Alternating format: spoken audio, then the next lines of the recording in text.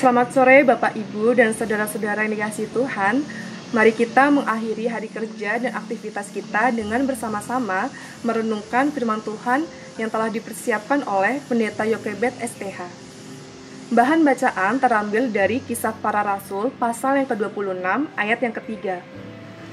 Terutama karena engkau tahu benar-benar adat istiadat dan persoalan orang Yahudi, sebab itu aku minta kepadamu supaya engkau mendengarkan aku dengan sabar.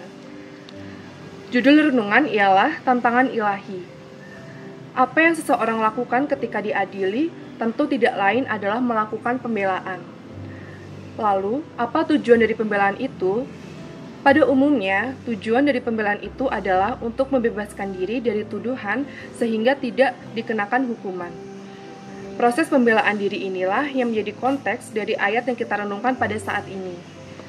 Singkatnya, nas ini merupakan penggalan dari pidato Rasul Paulus untuk membela dirinya ketika diadili oleh Agripa yang adalah seorang raja. Lalu, mengapa Rasul Paulus meminta agar Raja Agripa bersabar mendengarkan penjelasannya? Ternyata, memang penjelasan itu panjang sekaligus mengandung ilmu pengetahuan dan pemahaman teologis yang mendalam. Akhirnya, cukup mengembirakan karena Raja Agripa kemudian meloloskan Rasul Paulus untuk banding kepada Kaisar di Roma. Ketika seorang raja secara sadar untuk bersabar mendengarkan penjelasan seorang tahanan, tentu ini merupakan peristiwa yang luar biasa. Mengapa bisa demikian?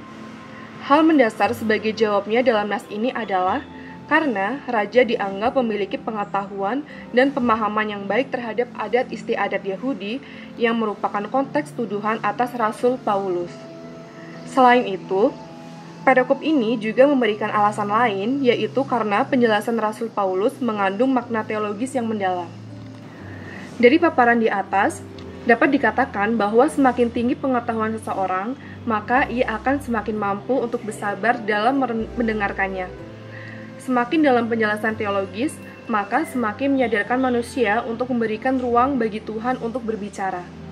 Bila kesabaran itu memiliki relasi yang kuat dengan tingkat pengetahuan, maka seharusnya siapapun yang ada di OKSW ini, sebagian besar adalah orang-orang yang memiliki kesabaran yang tinggi dan orang-orang yang lebih mau mendengarkan ketimbang menjadi orang yang hanya mau didengar saja.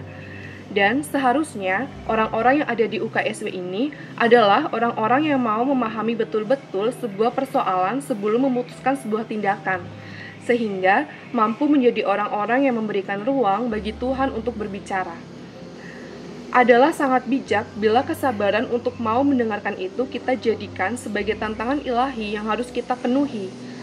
Hakikat keilahian di UKSW ini hendaknya bukan sekedar nama saja, namun terlebih dari itu adalah perilaku seluruh orang-orang yang terlibat dalam pelayanan di universitas milik Tuhan ini. Sekarang, saatnya kita menerima tantangan ilahi untuk berlaku sabar dan mau mendengarkan serta memberikan ruang bagi kehadiran Tuhan dan ruang bagi Tuhan berbicara.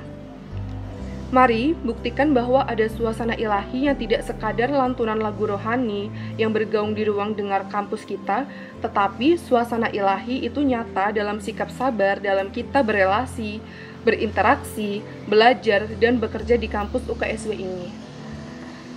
Refleksi renungan ini ialah, apakah selama ini kita telah menjadi orang yang bersedia mendengarkan dengan sabar, atau selama ini kita telah egois hanya ingin menjadi orang yang didengarkan saja? Mari kita tutup dalam doa. Berkenanlah Engkau ya Tuhan selalu mengingatkan dan mengarahkan kami untuk sabar, sehingga kami bertindak berdasarkan suara Tuhan saja.